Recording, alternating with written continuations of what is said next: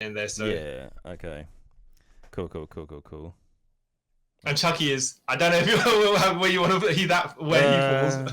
Yeah, I don't know. I don't know where Chucky falls. If I'm honest, like, well, technically, supernatural voodoo. Yeah. Yeah. All right. Okay.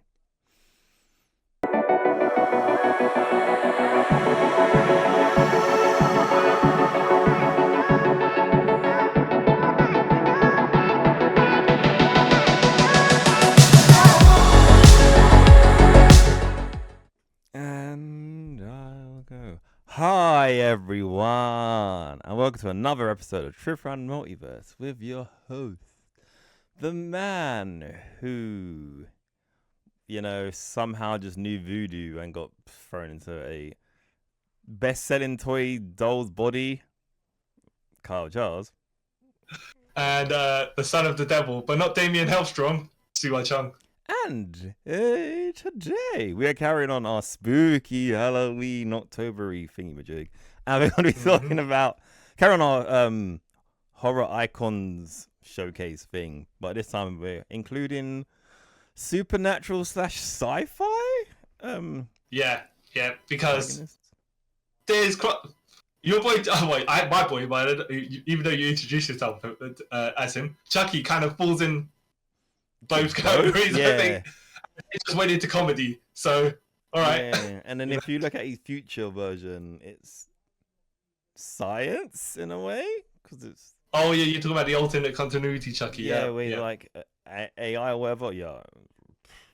So you were saying that Chucky randomly learned voodoo. He didn't actually. He got taught that spell, that incantation. But like that's random though. It's like why? But the thing is, yeah, like you say, right? So when he ran into the toy store and did it, that's the random part. Whatever, right? Yeah. But then later on, they're like, oh yeah, he's a voodoo priest or whatever. I think. Yeah. But at the point that he does it in the first 5 minutes of the movie or whatever, it's just like, okay, that's a bit, Yeah. That's a bit 80s when was Live and Let Die come out? Was that 70 in the 70s? 70. Yeah. Was that the 70s? Where I don't know where the black magic fad or something like that at that point. I think it was the late 70s, probably late 70s, early 90s, probably. Yeah. When everyone thought voodoo was more than it really is. Yeah.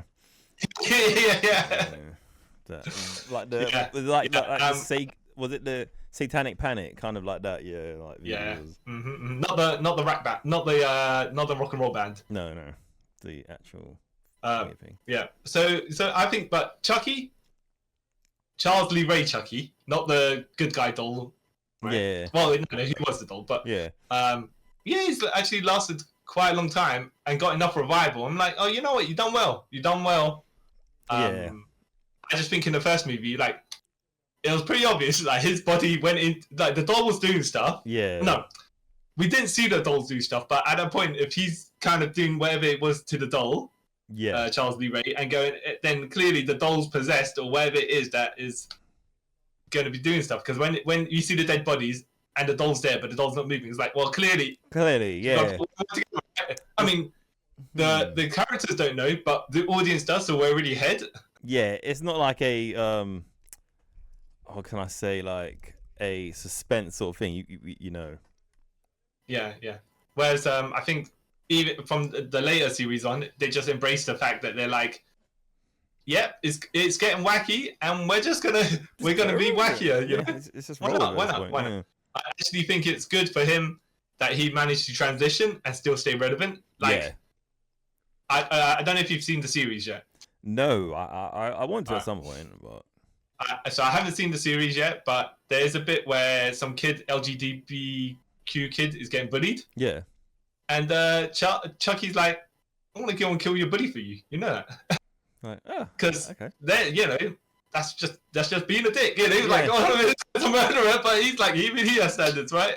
But then, is that really being a dick? It's like, technically, you're doing him a favor. I mean, like, you know. But so, exactly. I'm just like, well, you know what? Hey, I think as well, in one of the Chuckies, he had a kid with the Tiffany doll. Yeah. And then that kid was a non-binary. And then Chucky's like, explain exactly what that is to me, so I understand. Yeah, because he's from like that era where they don't understand things like what's going on now. Yeah. So I'm like, oh, you know what? Yeah, they're moving with the times, you know. So cool on them, you know. Right. Question. Yeah. I don't actually know when did the like most recent Chucky film come out? Where you mean the one where Mark Hamill was doing the voice? No, like not that continuity, like the original continuity ones. The last one I think came out in 2015 or something like that. Like I think I'm guessing here. But even though I've seen them all, by the way. Yeah, but like, do they go? Like, is there a like? Does it age in real time? You know what I mean? Like, yeah. Cool, because cool.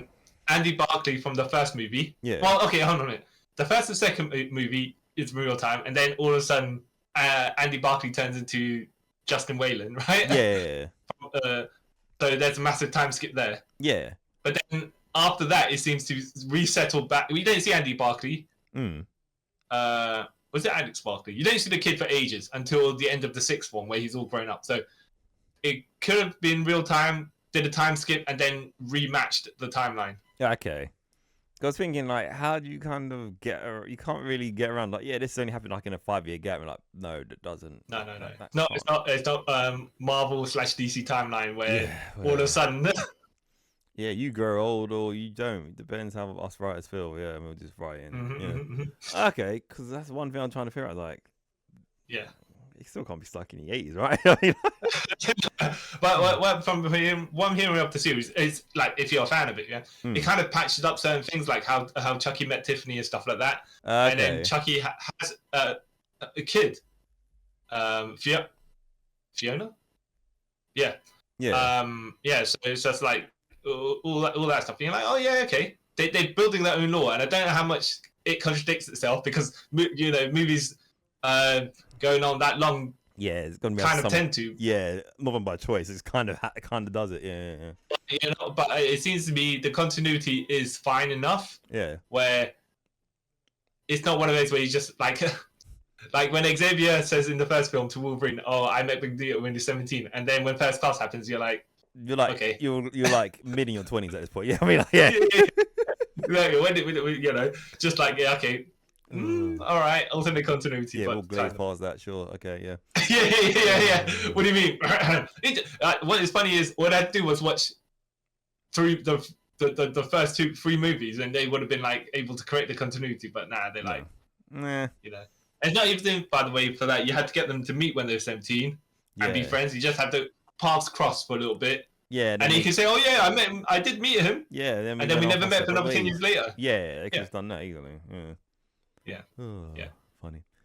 Ooh. But yeah, no, I enjoyed the Chucky's, and I do think they've crafted enough of a legacy for the character, and you're like, yeah, I get it.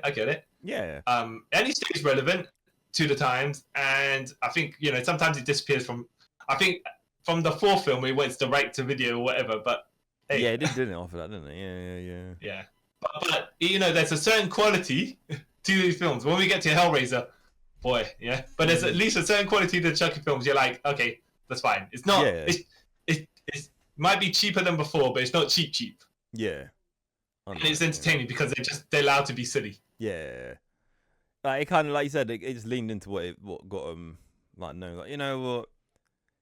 This is, we know this, like, the premises is stupid. Let's just keep making it stupid, and it works. Yeah. Because they can't call us out on it. No, it's like, how did you rebuild a Chucky doll that has the repossessed soul of that character of Charles Lee Ray? But whatever. Yeah, sure. And then I think in one of the later Chucky films, there's different Chucky dolls that are possessed by him as well, because I think they used the mold, the plastics, or whatever, and he just kind of spread his soul out. Okay.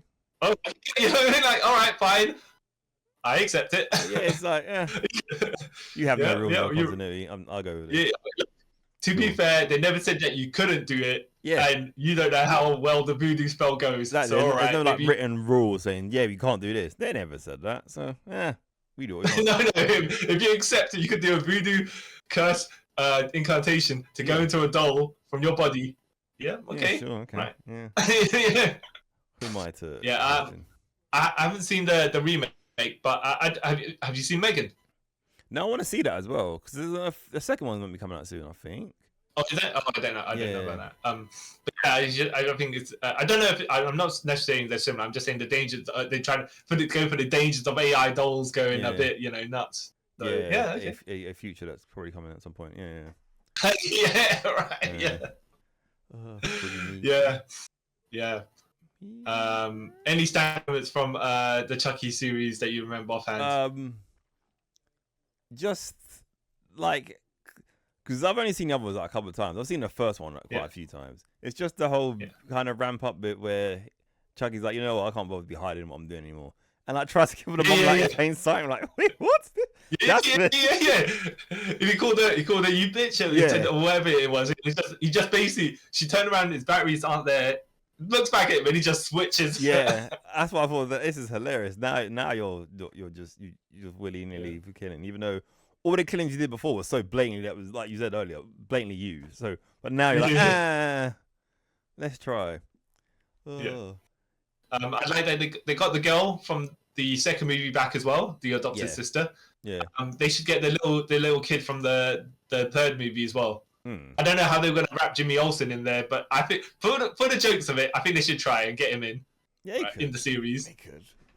But even though he's playing the same character, so it'd be one of those things where, like, one of those rap things, right? Yeah, like, hey, you look familiar.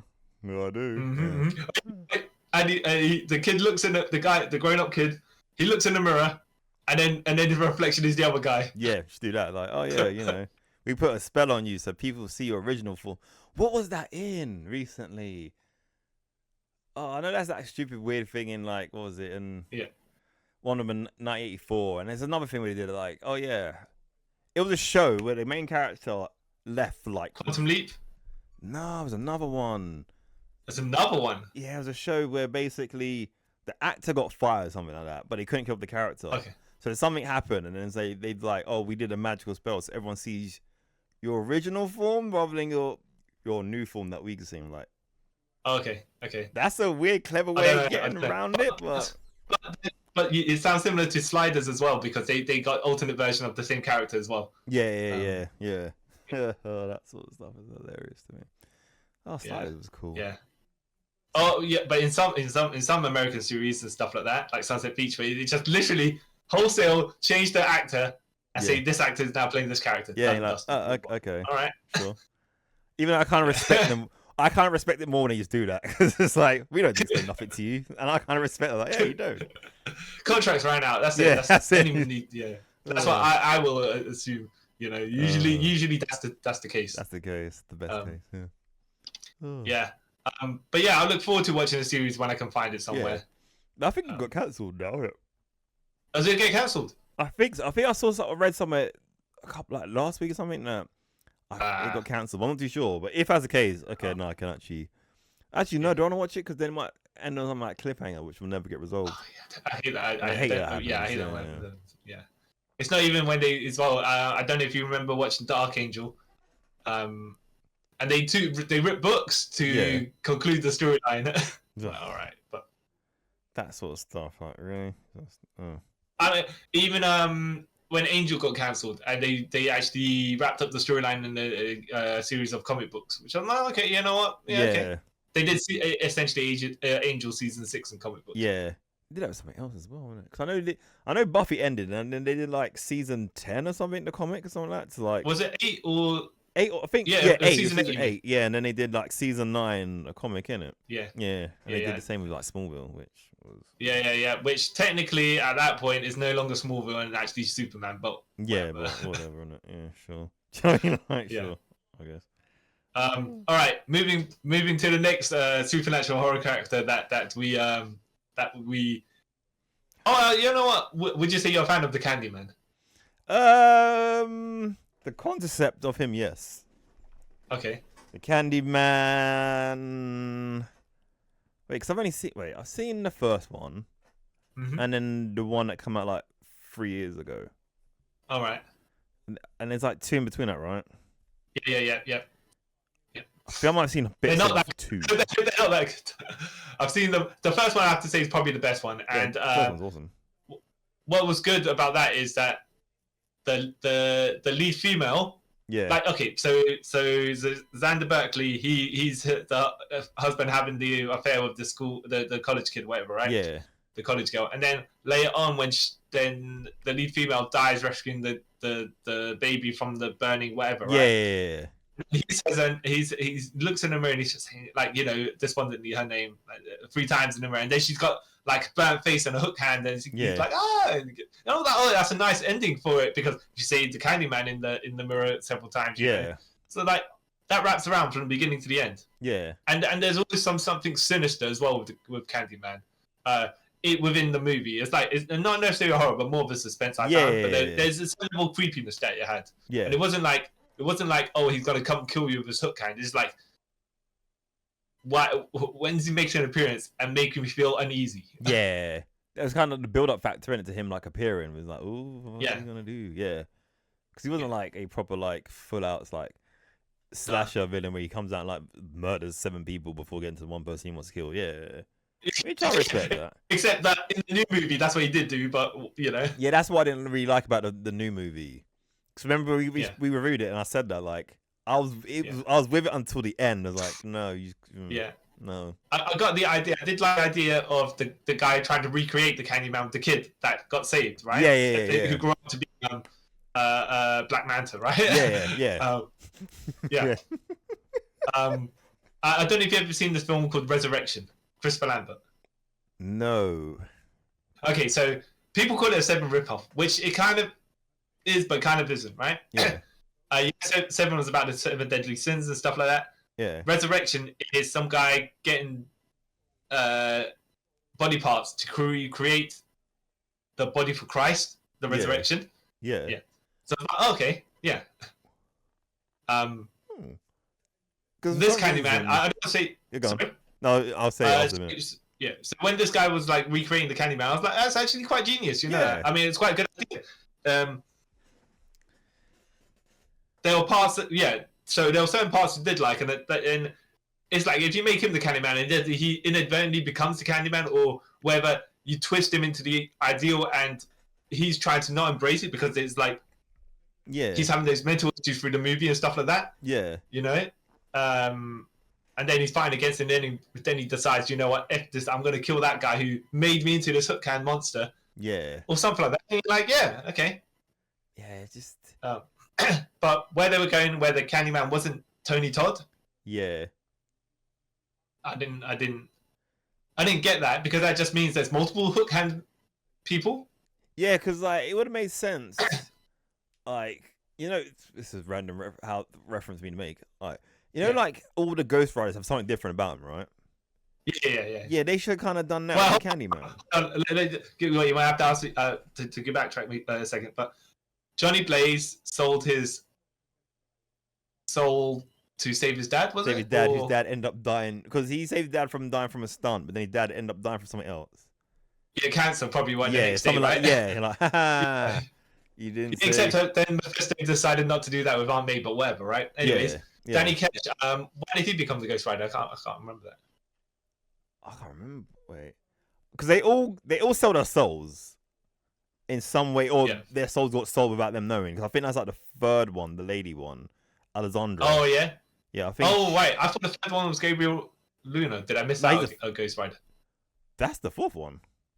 Okay. I didn't realize between Danny Ketch and Robbie Reyes, there's this girl called Alejandra. Yeah, I said the actor's name. I didn't even say the character name. You didn't. But I knew who you're talking about. But I mean, like, there's one in between that, a female Ghost Rider, and she was around.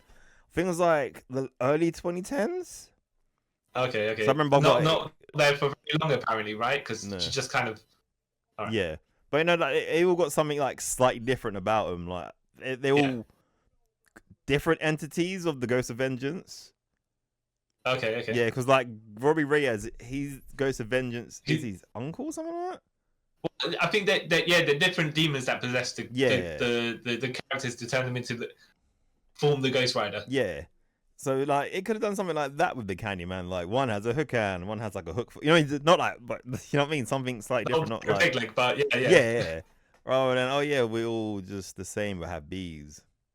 Yeah, and not only that, we all dress kind of with that Hayachi pimp coat. Yeah. All right. Well, okay, you can like you say, they're too similar. Other than not to say, you can just get a bunch of black actors and all the same person, but what I'm saying is they do them similar and they give the same like the same motifs. So it's just like should have just stuck with Tony Todd then in that case, you know. At least he was relevant to the main character. Yeah. Rather than at the end where you see his face up morph into it and he goes, "We are Candyman," whatever it is like. Yeah, I get the idea, by the way. I like the idea of the swarm of it as well, but that's kind of separate from the idea of what. Maybe that should have made an appearance at the end after you build it as though something is going on, but instead this doctor's drugging this guy and he's making him into the Candyman, and then actually there is something as well. Yeah, you know, it just seemed yeah. Do you know about the Spider-Man character, Spider-Man enemy called? Actually, he was called Swarm. Oh, he is a bunch of bees. The Nazi bee guy. Oh, was he a Nazi as well? I didn't. Yeah, he's a Nazi. Okay. I didn't read that far. But he had a purple hood cape thing, and he was made out of bees. Yeah, but I think they've kind of got away from the bit about him being a Nazi now because. Yeah. Ooh. Okay. Well, to be fair, if he was a Nazi still at this point, he'd be very old. He'd be relevant again, but he'd be very old. Yeah.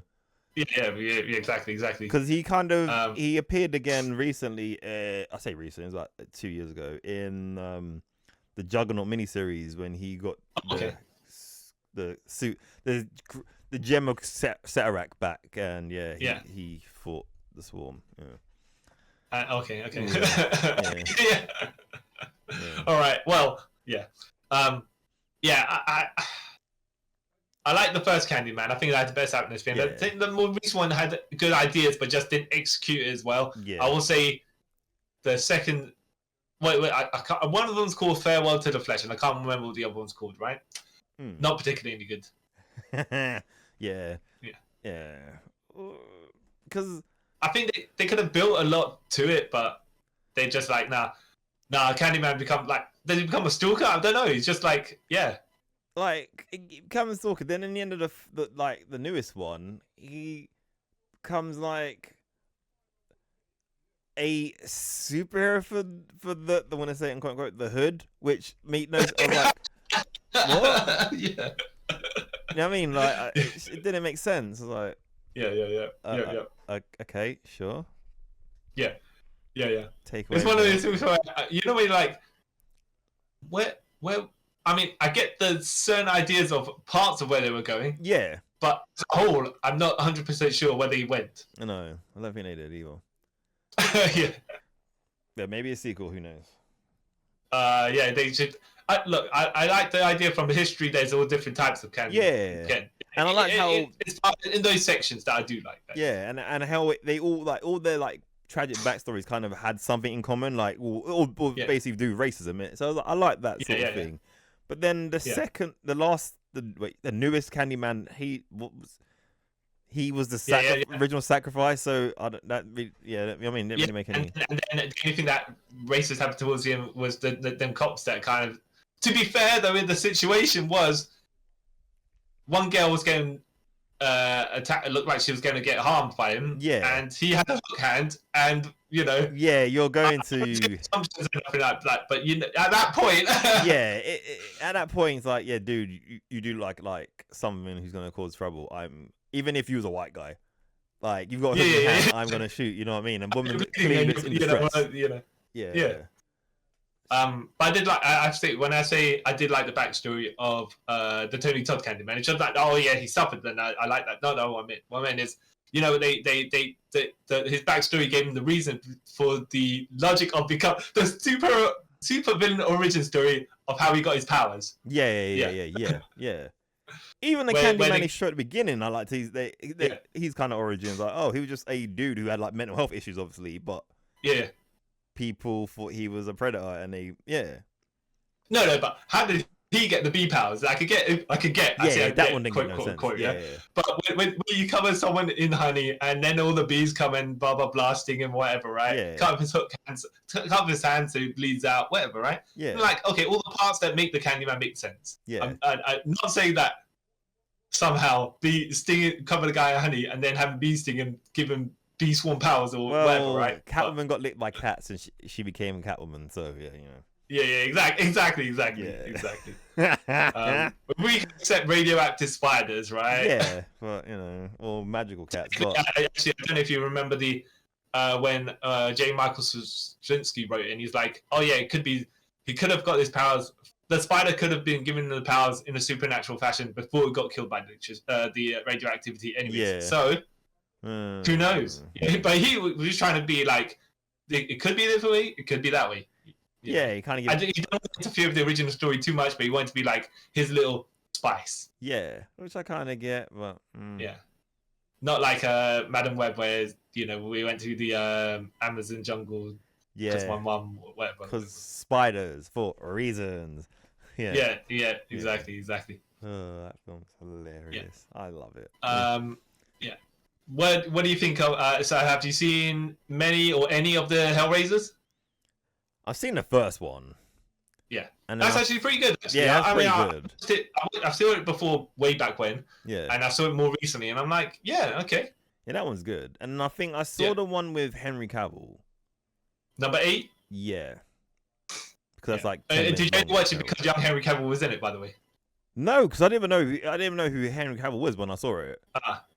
And I remember watching it because it was super short. I was like, okay, I'll watch this. It's it's terrible. Yeah. And then the one where it's not a Hellraiser until like near the end. Where it's yeah. You know which one? Oh, the one where it's like a dinner party, something like that. And like, wait, hold on. Is that number 8? Was that number 9? I think number 9 and 10 got really cheap. Really cheap. Because I think it's the one. Basically, it was a different film, and then they like, oh, we have the rights to Hellraiser. Let's just throw Hellraiser in there somewhere. And that's how it was with the Cenobites. I think there was one that it started. Okay, so the first film where it's like, oh yeah, the guy's trying to escape hell, and the lady comes and gets people for him, and they start reforming his body and stuff. Fine. But then when you can soul jump as well, or whatever. Yeah, like, okay, sure. Yeah, and then when you go to the underworld and she has to rescue someone from the underworld, okay, Yeah. I like the designs of the Cenobites. Yeah. They look cool and they look individual as well. I mean, I don't say specifically Pinhead because he's the lead, but they all look like they're messed up. Yeah. Oh, Pinhead, most famous out of all the Cenobites. Yeah, because he gets to say stuff. Yeah. Other people, they just end up just looking. Just doing that. They're one or two lines. Like the Council of Krypton, right? Yeah. They don't get to say nothing. We object, and that's it. Yeah. Yeah.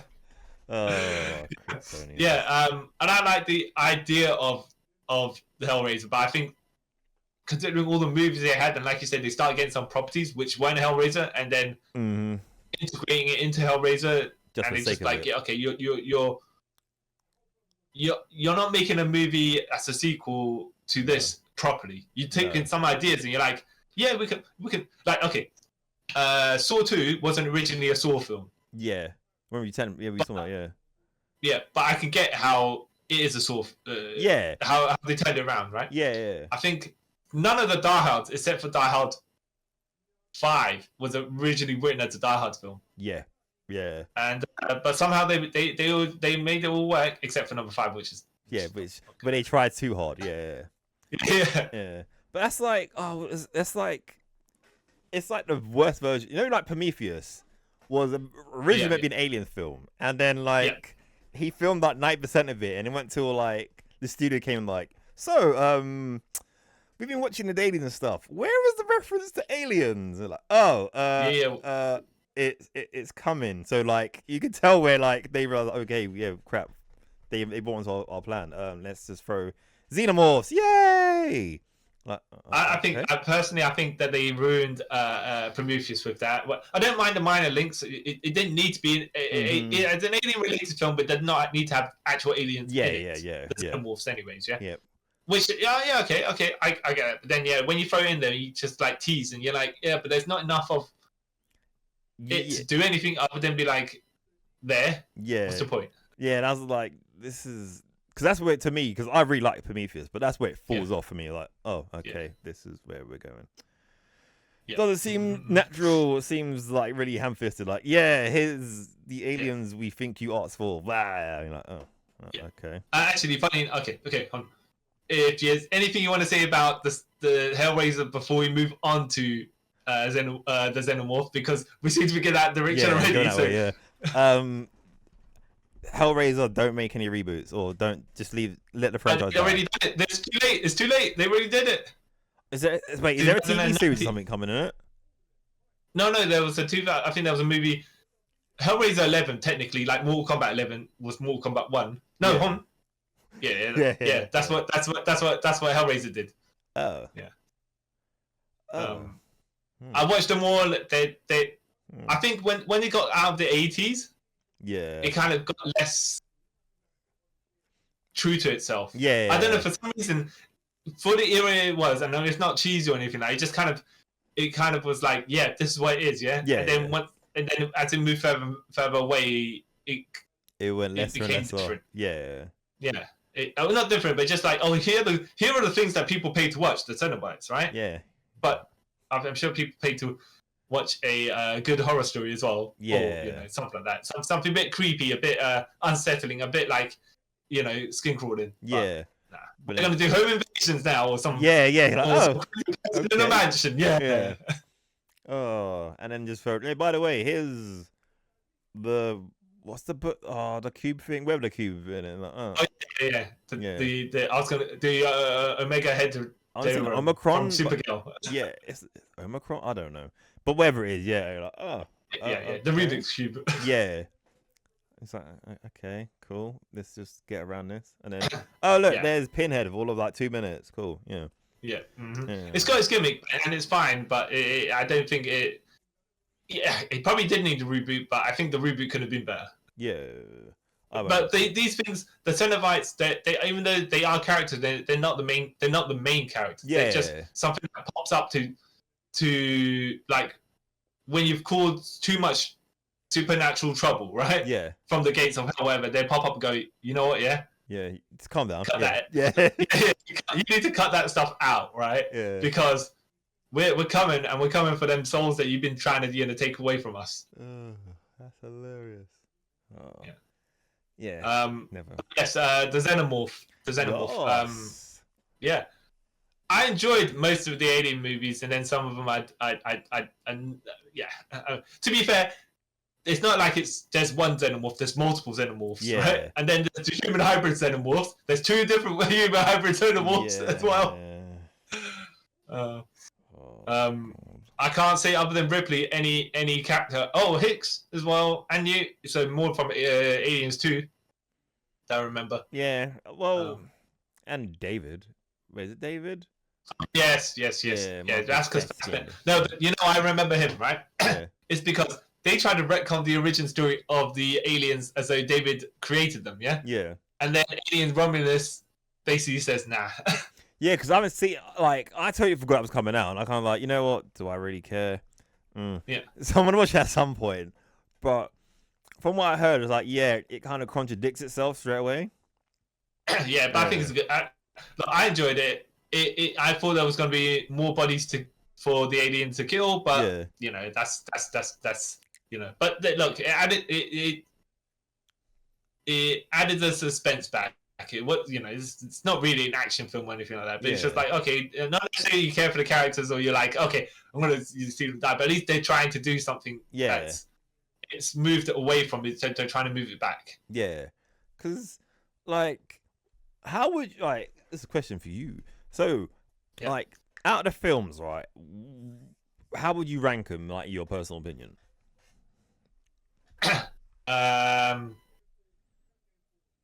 I'd say Alien 4 and Alien 3 at the bottom. No, see, Alien Covenants goes in the bottom as well somewhere, because that does not make any sense. if I'm watching a slasher movie, I want to watch a slasher movie, right? But this film, at least, alien films are supposed to kind of at least make sense, yeah? Yeah. And you can say sometimes one person could do something and they're the only stupid person in it. Yeah. But Alien Colony, a bunch of stupid people in it. It's like, but in that sort of film, I want to see Jason or Michael Myers killing people, right? Because that's the type of film they're in. Yeah. Yeah. The Xenomorph is not in a film like that. No. But apparently he is, you know. Yeah, I'd lump them all together. Then I'd say Prometheus, Aliens, Alien, and I put Alien Romulus somewhere like near Prometheus. Okay. Yeah. All right. So for mine, it's kind of the same. Like I would say, I don't know, because I really like Aliens 1, but I also like Aliens. Yeah. So Yeah. All right, no, screw it. I'm gonna put Aliens as number 1 because it's more actiony, and I'm that kind of guy. Then Aliens 2. Yeah. Sorry, Aliens $, some people call it. Yeah. Then probably Prometheus. Then Alien Resurrection. I don't know, because I dislike that film, but I also dislike Aliens 3. So I don't know which one. I think there's a good idea for Aliens 3, but they didn't kind of execute it. And after Aliens 4 was just like... Aliens 4 was like, hey, you know, who likes making money? And that's what it was. Yeah. That's literally Aliens 4. Yeah, that's it. That's just the only thing, you know. Yeah. It screams like the mid-90s, that film screams. Like, early 2000s. Like, oh, yeah, this is of the time. Link Biscuit, woo, sort of thing. Like, oh, okay. I think, though, it strayed away from everything. Horror. Yeah. Well, you can at least say Aliens is claustrophobic survival horror. Yeah. There's still elements to it, right? You know what I'm going to compare Aliens Resurrection to? Go on. It's a terrible version of Deep Blue Sea. It's literally kind of the same plot. It really, like, it's the same plot when you think about it, right? Like, they're stuck somewhere and they need to get to the top of where it is. And then you find out that someone's doing something shady and all this. Someone's a robot, except for in Deep Blue Sea. But, you know, like, it's all that sort of... It's the same film. But Deep Blue Sea's better. You know what I mean? Like, because it's more... It's going to sound really stupid. It's more realistic. Well, I need to say is... When we watch something like The Meg, which is the next level of Deep Blue Sea... Yeah. I enjoy that. Statham, all right, with your explosive... javelins, whatever, right? Whatever, stuff, he just knows exactly what it is. Even though you got a statement, they're just playing it straight because he's in a comedy. Yeah, kind of. He's in a comedy. He knows what he's getting paid for. Yeah. Yeah. Yeah, that sort of thing. But I don't. Aliens shouldn't be getting to that level. No, it shouldn't. That's not. No. And I feel like the first one set the tone for like what's going to happen and how these people they didn't even have weapons to that degree. And then in the second one they did have weapons, but even then they got swarmed. Yeah, because like on a planet. The base. Yeah. And then 3 were just full of prisoners on a planet. And yeah. Hey, let you know, Ripley, by the way, you have a xenomorph egg inside you. Ha ha ha ha. Yeah. How right, but whatever. Yeah, and then okay, the only good sort of thing was like the death they gave her was pretty good. Like, okay, yeah, she went out on top, really, like saving the universe, whatever. And then you kind of like get rid of that by doing Aliens Resurrection. But then you find out, oh, she's not really Ripley; it's a clone of a clone. You know, you're like, oh. Yeah. It's Ben Reilly. Yeah. Am I the real Ripley? No, you're not. No. You're a half xenomorph. The design of the xenomorph though looks really cool. I think. Yeah. Finally, man, they got inside to actually play the xenomorph. I understand the first one why they kept it in the shadows because it didn't look that great. Yeah. But I think they got better later on, and even then, it got better to the point where independent filmmakers could make an alien suit, like we saw Batman Dead End. Yeah. Man, saying that though, as we're still on aliens, I'm interested in reading the Avengers versus Aliens. I've seen bits of it. Like I was like, okay, this seems intriguing. It's the awkward thing, right? Unless it's alternate continuity. Yeah, it is. What can happen? What can happen? You know. Yeah. You know, and like if it was X-Men versus Aliens, fine. I can get Wolverine to get the chest buster, and then at least something happens to someone, right? Something happens to someone, and he can heal from it. But X-Men already got the Brood, so yeah, which is basically a rip-off of the Xenomorphs anyway. Yeah. Because but that's in. Go on, sorry. Because it's an alternate continuity, and one of the Avengers that died he got killed by. Okay. Yeah, but I can't remember what it was. I didn't know if it was an alternate continuity or not, but it'd be fun to have them mixes. Like when, for example, if there's a Hulk alien, you know, not that he can bust out of his impenetrable skin, anyways, right? But yeah, that'd be quite amazing. There was Superman versus aliens and Batman versus aliens as well, and Green Lantern versus aliens. Yeah.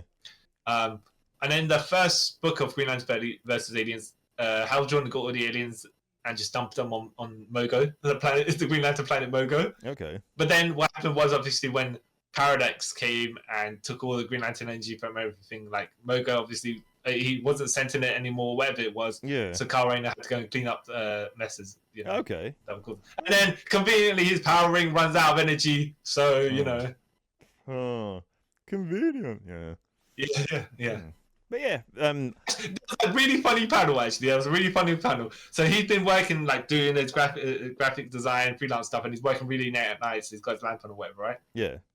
He's like, all right, he's just kind of stumbling over to walk up to bed, right? Yeah. Then he sees like one of the fishmen, like not Tomar Ray, but one of those guys, right?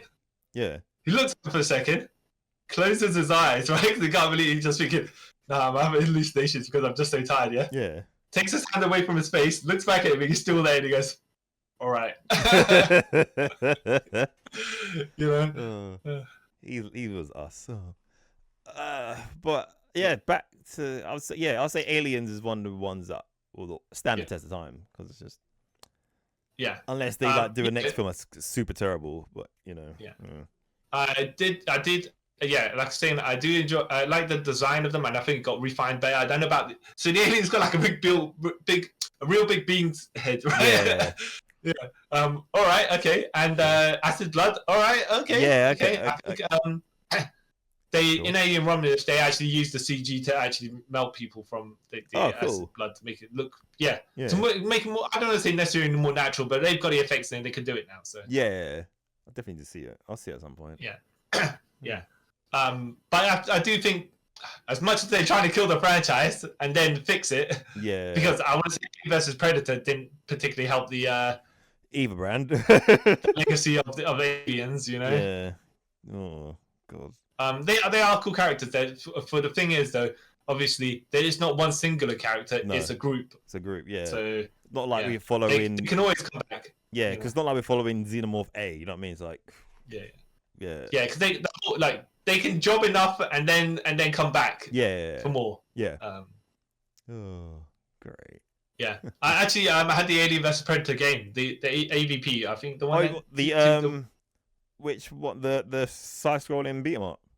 No, the one that was done by Rebellion, I believe. Oh yeah. You could play the Marine, the Predator, or the Alien, and they all had the stories all interlocked with each other. Yeah. Even though obviously. Like certain things aren't going to happen exactly the same as when you did them, right? But it follows kind of the general gist of it. Okay. So what you did as Alien somehow, when you play as Marine or Predator, you know, there's bits that you can see what you've done or before or afterwards and stuff like that. So it's really cool. Pretty cool. I think there was somehow when you're a player, you can be real cunning because they don't realize certain things that they may not expect the player to do. But I think I had to fight Alien Queen or something like that in the maze, right? Kept as a Predator, just kept jumping out, not bounds, but off to the rims of it. Yeah. To heal and stuff like that. So I didn't have to fight it face to face, even though I thought I was a bit, you know. Yeah. Not necessarily cheap, but it's just like, you know, I'm fighting this in a different way that they probably intended. Yeah. A win's a win, man. Yeah, exactly. Speaking of Predators, we're going to move on to the Predator itself. Yep. Which, and like you say, right, with the aliens, it's not as if we're following one singular Predator, unless you're Wolverine, right? Yeah. It's cool that they have different tribes of predators as well. Actually, Yes. the initial design is the initial design, but you can have different like Cell, right? You got different they've got different like skin gills or whatever it is. Yeah, whatever birthmark. And then you got different colored types of predators as well, and different helmets, meaning you're from a different clan. Yeah. And that's cool. It's cool, and until I think, even though I enjoyed the Predator, it wasn't a Predator film. Yeah. The Predator seemed to be like, oh, this is the Suicide Squad, and we're gonna be like, like okay. I mean, I enjoy it for the wackiness, but it didn't seem like this is not really a Predator film. Yeah. That's one. If someone told me it was just the script and then he added predators into it, I'm like, okay, cool. But still, it worked. I mean, it worked. Yeah. But like, that's strange. That's like one of my favorite ones. But like you said, it's not really a Predator film, is it? It's just like 6 bad dudes get left somewhere and they get like picked off, and you're like, oh, okay. Yeah. Because they're all predators in a weird way. See, Predators, by the way, Predators with an S. Had a good idea where they got killers or whatever, mercenaries, whatever, right? Just drop them onto the Predator planet or whatever. Oh, that's what I want to say the planet. That's what I meant. Yeah, not Predator. Yeah, not the Predator. Yeah, never mind. That film's terrible. Right. What Cameron was saying, sorry. Okay. That's just no. I like the Predator. I mean, I like the Predator. It was not bad. There are some bits here, but Predators, yes, with all the killers on the planet. Yeah, it's a good gimmick. It's a good gimmick. Yeah. That I assume like the Predators would do that sort of thing. Yeah. You know? Why not? Why don't we be kidnapping people, throwing them on a planet, and we hunt them? Yeah. Yeah. You know? I really like that film. Yeah. I think it was all right. I just don't think that they... First of all, Lawrence Fishburne should have been Danny Glover, right? Because that would have made so much more sense. Yeah, it would have, But then... Not being bad, would Danny Glover at his accelerated age be there still? You know what I mean? He just need to be crazy, you know? Yeah, but I don't know, like, because in Predator 2, he's like 2 days away from the time and then, so you remember that's like 20 years later. But even if I haven't say I'm not the greatest fan of Predator 2, right? Yeah. But at least this, right? Danny Glover went to fight a Predator straight on, for some reason. Yeah.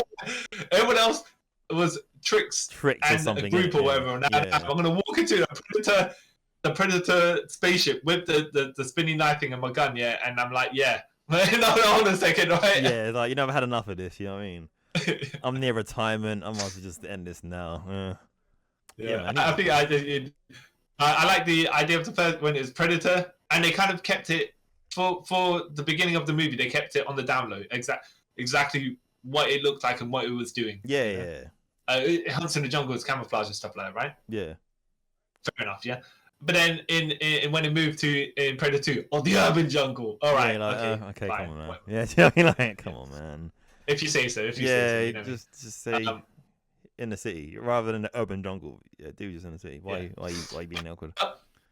It's carved itself a pretty good existence. Yeah. As far as movie and entertainment wise goes, because they've got lots of franchises come out of it. Yeah. Lots of stuff in the media, and I know Prey actually is really good. Actually, yeah, Prey's amazing, man. I love Prey. Yeah. I know they kind of just scale everything back. Yeah. And just be like, it's just hunting. Because did you hear about Prey originally? They wasn't going to give any mention that had anything to do with Predator. You watched it. All right. Yeah. Then someone convinced like, no, then this film ain't going to do well because you need to at least somehow mention that Predator in it. I was like, I kind of get it. But then it got released and streaming straight away. So technically, did you have to tell anyone it's Predator? I think it's one of those things where they're thinking they can make more money if it is. But then I think the other thing is like when you go into a film, you want to be surprised because they're trying to keep it a surprise. Yeah. You know? Because like, if I didn't know, like, so someone told me watch Prey, didn't tell me what I'm watching. I was like, okay, well, what is this about? Oh, I'm quite interested in the Native American history, blah, blah, blah. And then to see a Predator, like, oh snap, what is this? This is amazing, mind blown, you know what I mean? Rather than like, kind of really know. You go tell your friends that it's a Predator movie and they'll be like, hold on a minute, you're spoiling it for me. Rather than sitting there like, okay, I know Predator's in this, when they're going to come. Like, exactly. I think that's the downside of it as well. Because like, if you don't know what it is in Prey, you could be anything. Yeah. Like, and then you're like, oh, it's that. I recognize. Yeah. Like, snap. But no, they had to kind of split people. The Predators have been busy though because they've been fighting aliens. Yeah. They've been fighting the Justice League. Yeah. They've been fighting Batman. Yeah. They've been fighting Wolverine. Yeah. Black Panther now. Oh, Jesus, Black Panther as well. Yeah, that's the newest one. Yeah, Black Panther versus Predator. Yeah. And it's a whole bunch of different Black Panthers. No, I think again it's just out of continuity. Yeah. But no, the Wolverine one is in continuity. Oh, well, the Black Panther one isn't. Actually, I don't know the Black Panther. Okay. It could be. You know what? But it would make sense that the Predator be like, okay, this advanced tribe in Africa which has the vibranium, and they got their hero, right? Yeah. We'll go down and hunt the hero. Yeah. And I'm like, actually, that's a pretty good idea. Yeah. And that could literally like easily be in continuity to, I would say, until they lose the license, but they won't use the license now because Disney owns the rights to it. So yeah, they could, yeah. Actually, you know what? That makes sense. Wolverine vs Predator kind of makes sense as well. I think the first time, have you read that? No, but I want to now. So I'm not going to spoil anything further later on, but I'm just saying the first time that Wolverine encountered Predator, I think, so he's not Wolverine. He's kind of still James Howlett-ish, I think. Yeah. And the Predator's beating him. I think he has bone claws at this point. Okay. Yeah. Predator's beating him up. Yeah. And then instead of and Wolverine just lures him over to the cave. Yeah. And then Wolverine just ducks out of the cave, and the Predator has to fight a bear in the cave. Okay. And then Predator survives, and then it's like issue 2 is like, I'm gunning for that guy now. Oh snap! Okay, I just check. It's actually it's on Marvel Unlimited. I'm gonna read that. That also reminds me of the time where Punisher was fighting the mobsters in a zoo somewhere. Yeah. And a polar bear came up to him, and he punched the polar bear in the face. Yeah. to get the polar bear to fight all the mobsters. Oh, all right. Okay. Because I keep seeing that. Like that came like some iconic like poster on point of like him punching the polar bear. And like, oh, I guess that could work. Yeah. Maybe. I do like the idea of what they're doing with the Predator nowadays. It's like, there's specific characters that can hunt, and it would make sense. Yeah. Yeah. And I like how Predators have like a weird code. Yeah. Yeah. I know you know the group that is in the Thunderbolts movie, which is Winter Soldier, US Agent, Black Widow, Red Guardian, Ghost. Yeah. Taskmaster. Yeah. See that if they send that group, and all of a sudden, in that movie, they go to the forest, and then the Predators after them. Yeah. All right. I'm not saying there's certain groups you can do with that, and they're low-level superhuman enough to tangle with a Predator. Like even in the Suicide Squad movie. Yes. Both of them. Yeah. The Predator chasing them, and Yeah. Even though you could have just put Deathstroke as well instead of put in one of those movies, and it'd been kind of the same. Could be the same. Yeah. Because he is a Terminator / Predator. Yeah. But what I'm saying is, for Deathstroke, like say the Suicide Squad's hunted to catch Deathstroke, and then Deathstroke's like, I'll turn the tables or whatever, you know. But they're cool. They can have different types of armor and stuff like that, and they have different ranks and everything like that. It's all cool. It's all good. So they diversify within it. It's just like, this is what they do, and these are the weapons they have and stuff like that. Yeah, and you just make them. No, go on. Sorry. I was going to say, you just make the weapons technically more advanced. Yeah, the later it goes on. Yeah. Not like wholesale fabrication of new weapons. Yeah. You know, like they got the javelin with the spike or whatever, but it also can now do whatever something else. You know, they can record it back to their palm or whatever it is. You know. Yeah. Or something like that. You know, it's just like, okay, just added an extra layer. It's got the lasers that also can do other stuff. You know. Yeah. Just build upon it rather than. Or now he's got a backpack that can shoot a jetpack or whatever it is. Like, no, that's not Predator. No. But you know what? Even they could do the jumps and stuff like that. Yeah. But hey. You know another thing I kind of like about Predator as well? Like, they haven't explained too much about them and their culture and stuff like that. So it's always like still a mystery rather than like, here's the definitive like origin of the Predators. And I'm like, oh. Yeah, and to be fair, it's been around for like about 4 years and he still haven't done that. So which is a good thing. Yeah. You know, except for the comics, probably comics and the books have explained it, but you know how it is, movie continuity. Yeah. You know, you don't count. We don't care about your count. continuity. What are you talking about? It only counts when we care. You're like, oh, okay. Yeah. Look at Star Wars. Yeah, exactly. Yeah. Oh. Yeah. Predator School, like and similar to Predator, the Terminator, which he was a horror character. I'd say in the first one. Yeah, he was in the first one, and then that was it. One is a good guy, and the rest is a bad horror guys, I guess. Yeah. I did like the idea of putting Schwarzenegger as the Terminator, this big hulking machine. It's like, it made sense, even though that's not what they originally were going for, because Schwarzenegger was going to be originally Carl Reese, which made no sense, because how do you get that much protein in the future? Which is why when Jai Courtney was Carl Reese, I was like, no, he can't be that built. Can't be that built. What's he eating? Sense. Yeah. It doesn't make any sense. No. Yeah. They tried the thing with the timeline and all that stuff. It's just like, you people just forget that. You mess up your own thing. What you need is a big robot hunting down other people. Yeah. Like the Winter Soldier. Yes. In Captain America, Winter Soldier was probably the best version of the Terminator after the original Terminator. You know. Yeah. Just kept on coming. Just kept on coming. You put him on ice, he comes back. You know what I mean? But the way he was in the movie, he's just silent. Yeah. And he just like straight through people. You know. Yeah. Yeah. They feared him, even though I was saying it's a 12A Captain America, so they can't really fear him that much. But you know, when they put it on screen, that was a threat. And then until the end, of course, where he killed, where they finished his, he did no longer have any brainwashing, and all of a sudden his abilities dropped. Yeah, I guess because now he has fear. I guess fear of the like. No, I would say it's that video game thing where when you unlock the boss to be playable, all of a sudden their stats just drop. Yeah, it's like Cyber Akuma. Yeah. He's like super weak, like 2 punches he's dead. But you know, when you play against him, exactly. Yeah. That's that all video game. Like in Bison, when you like all of a sudden in the game in Alpha 3, where he could do the Psycho Crusher, which takes up the whole screen. It takes up the screen. Yeah, and then when you do your super, it's the super scissor kick, and you're like, no, you nerfed me, dude. Yeah.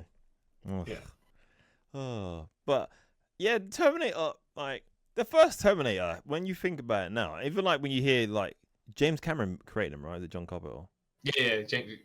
Yeah, like when you hear him, he's like, it was a dream he had, like some machine would chasing him. Yeah. And that's quite scary because, especially now, because we're probably ending towards that. We're heading towards that horizon now. But you know, like it is quite scary. So I was like, yeah, Terminator 1, because I saw Terminator 2 before I saw Terminator 1, and when I went back to watch Terminator 1, I was like, wow, when did he get neutered? Like he was scary here. Now he's just like, I'm Skynet and blah blah blah blah. Even when they burned he had the burn on his face and he took his eyebrows out, and you're like, wow, that's he looks scary. Eyebrows actually. But even though I want to say that the plastic face, whatever they were trying to do with the CG, the puppetry wasn't the greatest. But at that point, he did, when he was cutting his eye out and it was proper rubber face. Yeah, he moved like a robot. What can you say about that? Yeah. You know? Oh man, that was it's scary. Just the dude, like one of my favorite scenes in the whole like Terminator franchise is not the car chaser not the lorry chaser number 2, but you know when he goes to the police station and he's like, I want to see the blur, and he tell him go out, and he goes, I'll be back, and then literally like 2 seconds later drives a car through the police station and like murders a whole police station, and LA's fine off of that. Like, it's just, he murdered the police. Even though they do wrap that around in Terminator 2, but it's just like, yeah, you know what? He is a Terminator. He come in there and he killed a whole bunch of people. Yep. And he's only after one person, but anyone else is fair game on the way, you know? Yeah, collateral damage. Yeah, you're like, you know. You can't do that. When he was fighting Sarah Connor's roommate's boyfriend. Yeah. He was getting thrown around, but it was a tussle, right? But then later on in Terminator movies, no, just one punch, like it literally threw someone. All right. Yeah. Okay. Because her boyfriend, the boyfriend threw him around a bit, didn't he? No. I think he grappled him a bit, but okay, got to say, because that kind of contradicts in the later one where people tried to move him and like, you weigh so much, I can't move you. Yeah. Yeah, exactly. It's like, okay, continuity, but whatever, right? Yeah. Whatever. What's continuity? Yeah, and I think it got a bit more too sci-fi when they started doing the T-1000. Like, the shape-shifting liquid. Yeah.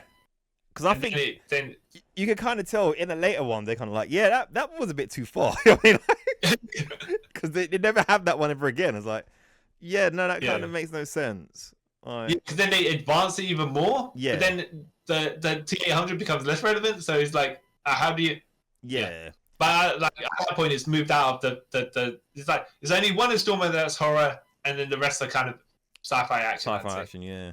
Because like, so the T-1000 liquid metal, the TX is a woman one, but she's not liquid metal. No, she's got liquid metal. She's got something on the outside that can morph, right? But liquid metal skin, but she's still yeah. Which makes more sense than liquid metal. And then Terminator 4 Salvation, it's just Apocalypse World, so yeah. And then Fate, we're not going to get into, not Fate, sorry. Genesis, not going to get into that one because that's just nanotech. That's all I gotta say about that, right? And Twist, spoiler alert, Twist. John Connor is the Terminator. Yeah. Okay, which they spoiled in the advert, which kind of, in my personal opinion, probably ruined that film. Which Terminator films have a habit of spoiling the twist in the trailers. Yeah. And then I know a lot of people don't like this film. I really like it, and I'm ashamed there's not gonna be another one. Dark Fate. I like Dark Fate. I said it. Fate is not fun action. Not a bad fun action adventure film. Yeah. Yeah, but if I saw Terminator 1, I saw Terminator Dark Fate, I'd be like, but you know.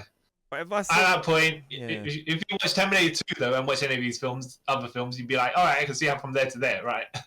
And I can see how Terminator 1 gets to Terminator 2, yeah? But Terminator 1 does not sync up with the style and tone of the other film. No, none of them.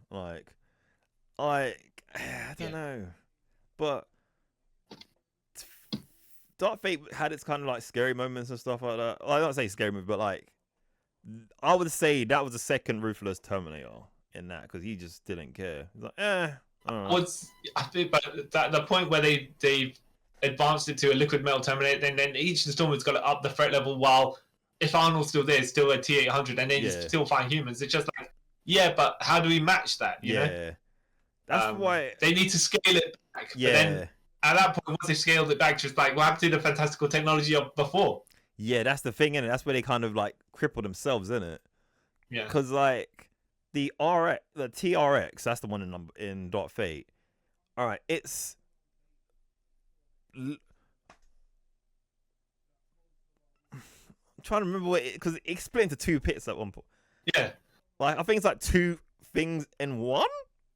Yeah, but what you could say is if it splits and splits, it's just like when in Dragon Ball they do the Arthur, not what's Arthur. It called? I was gonna say Shadow Clone Jutsu, but that's Naruto. But yeah, the clone thing, yeah.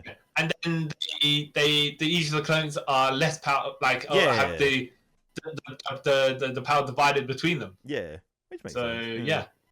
And that way you can still have the humans do stuff to the Terminator. But then at that point, when they all merge and become the one again, it's like, well, you're too powerful. Yeah, you're screwed. And then nuke, and then yeah. Oh, but yeah. So yeah, Terminator, great. Yeah. Okay. All right. Onto. Okay. Do you count? So you've seen the Final Destinations, yeah? Yes. Do you count death that is chasing those characters as I wouldn't say necessarily a horror icon or anything like that, right? Really, because maybe. Okay. Kind of. Because sometimes it's like it's sentiment where it's just like, oh right, so I'm gonna do this, and this, and because that one person escaped, and then sometimes it's just like, I don't know. Maybe I would. I don't know, like it because he is a he or she, I don't know what death is. It's a reoccurring threat. Yeah. So maybe I did enjoy the Final Destinations. Just like, first of all, how they're gonna die, and then things how they're gonna evade, and then how's it gonna come after them. Yeah. which was the scary part about it. It's like, okay, yeah, it's a level of tension. Yeah, especially how it's like how it's kind of presented in the films. Like you can't escape. Like you can't escape it. It's going to get you eventually, and that's kind of scary because it's true in real life. Yeah. Yeah. Because every day we're out running death, you know. Like one day catch up and then we're like, cool. The thing is, this one doesn't have a shape or anything like that, so you can't really. How do you know? But it's always there, present through the film. Because when they're showing stuff, random stuff in the film, and what's good kind of in this film is like there's there's red herrings. Where it's like it will be on something that's kind of near something else where the main scene's taken, and you're like, oh, it's there because later on, right? Except that it's not this. It might be that, but the other thing. You're always kind of just for the characters being hyper aware. Like, okay, that could be it. Yeah. But then no, wait. But then it's like it's something completely different. Like, oh snap, that's what killed. Ooh. Yeah, exactly. So I do like that. I do like that. Like the kid in number 2 when you think he's gonna die in the dentist room, and then he gets like flattened by glass. yeah. Some of the real wacky deaths, but you're like, all right, death. I accept that death is like, well, I'm gonna go get my boys. Or girls. It doesn't matter how I'm doing it. Death always. It don't need to make sense. No, and that's what I like about them. Like, I think the only one I haven't seen, I think, is the one where. Wait, I don't know. Wait, there's one where the big accident that changes everyone's life. The one with the Nash car. Yeah. Number 5, I think. 5. I think it's 5. I've seen 5. Because that's the one that wraps it back to the beginning, isn't it? Yeah, and then one with the car. Yeah. Because that's one that wraps. I can't remember. But then that's it. I haven't seen. I think it's 3. The one the fun fair. I haven't seen that one. They're on a roller coaster. Number 3. Oh yeah. That's the only one I haven't seen the start. I've seen the end, but I haven't seen the start of that one. Yeah. Oh man. They you know what? I think by the logic of the film, it's like, okay, so if death skips me, if someone else dies, right? The person in front, then you got one character, number 5, turn on everyone, go, I'm gonna kill you. Yeah. So I survive because it skips me.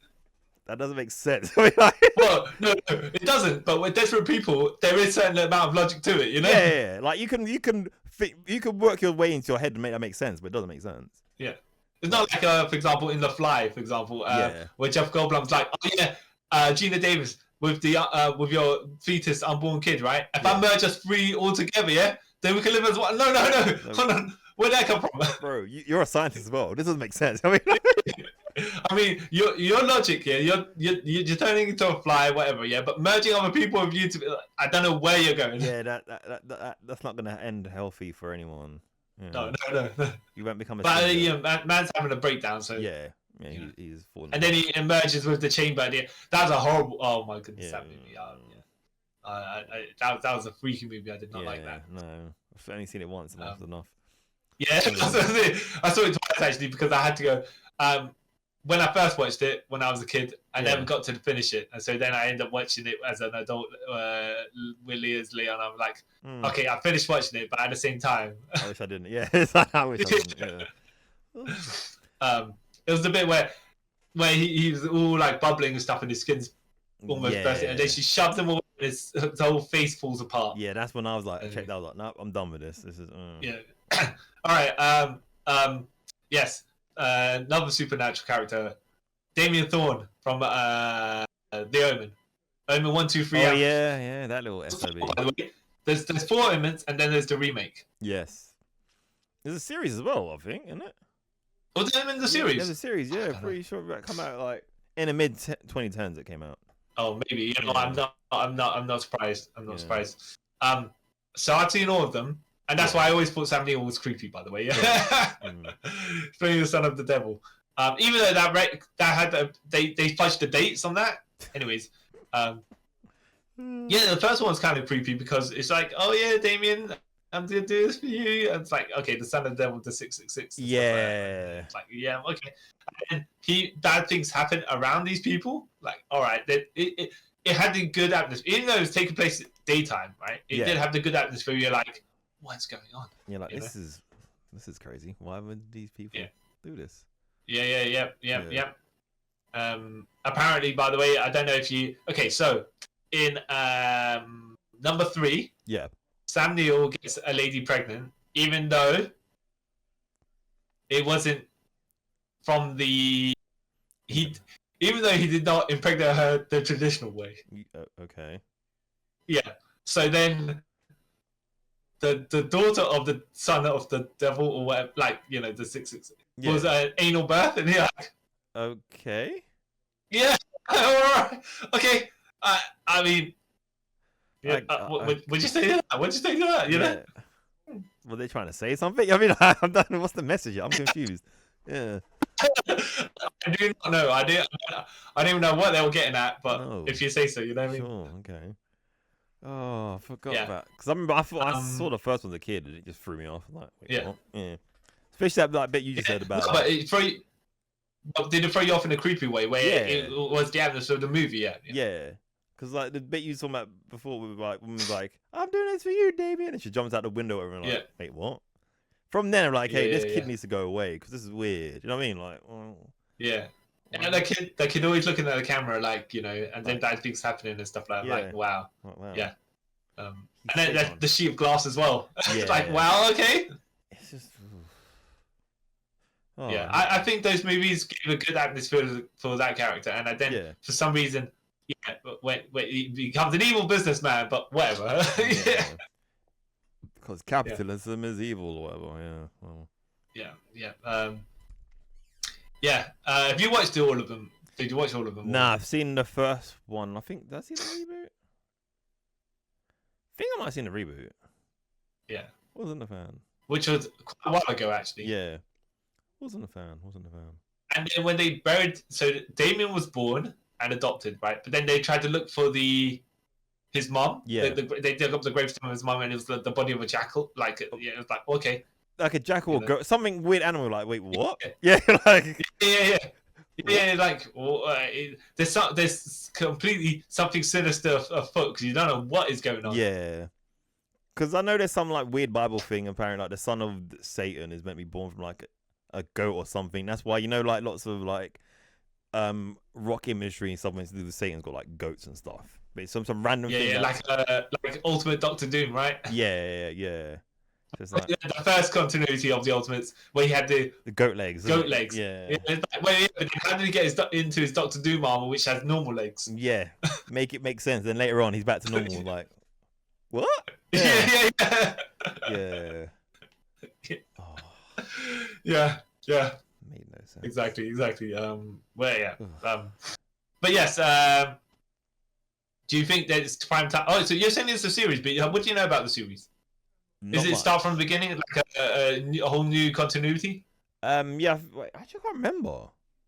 Because I know a series that came out. You know, like they did like that. There was an Exorcist series as well. Oh. Yeah. And DX, all right. Yeah, they did lots of like weird. Wait, The Exorcist. There was a series about that. Yeah. Okay. Like it did lots of like these weird series of like classic. I'll say classic shows, like classic properties. Like, you know, like even they did like Ash and Evil Dead, whatever it was. It was around that sort of time it came out, if I remember correctly. Yeah. And it was alright, I think. I have to say, I did. So let's quickly speak about The Exorcist, because I know they don't have the same demon for everything, but we'll just I saw the first Exorcist. I don't see what the big controversy was about. I know they were saying it's based on a true story, but I wasn't really particularly that scared of. You know, it didn't give me the heebie-jeebies or anything like that. No, same. And then I think it's supposed to get worse and worse as the series goes on, and then when they started trying to make it a bit better, but I don't know. Yeah. Because I didn't see that film. I think I saw that film, say, about 2002, 2003. Because it must have been when I come out of secondary school and college or something. Because we went to me and Sam brought around Mayor's house, so we watched it, and I would have been like 17 or something, and like it wasn't scary, but like it made me feel a bit eerie, but I wasn't scared or anything. But I just remember one like sort of thing from it where we was leaving, and Mel's like, "Oh, so you guys want to stay over?" I was like, "No." I was like, "Oh, you sure?" And then we was walking home back through one of the alleys, and I was like, "No, this is quite." It's just like it was more the thought after the film that kind of like made me kind of scared. Like, this is kind of scary. I get you. I get you. Rather than the film itself, like the film was scary. I mean, silly. Yeah. The effects were the scariest thing about it. I'm joking. I kid. Ugh. And you say what was the one you were saying before The Exorcist? There was something else as well. That was something. You know what? It'll probably come back to me afterwards. But there was another series you mentioned. Ash and Evil Dead. Oh yeah, The Evil Dead. Yeah. You seen all of them? The comedian and all that. I saw the. Even though technically speaking, so it's got three. Yeah, so it's got 4 movies and a couple of TV series. One TV series that lasted like 3 seasons. 3 seasons, I think. Yeah. Actually, no. There's The Evil Dead Rising or something like that. So there's actually 5 movies. Yeah, 3 in its own continuity, even though 1 and 2 were kind of some parts similar.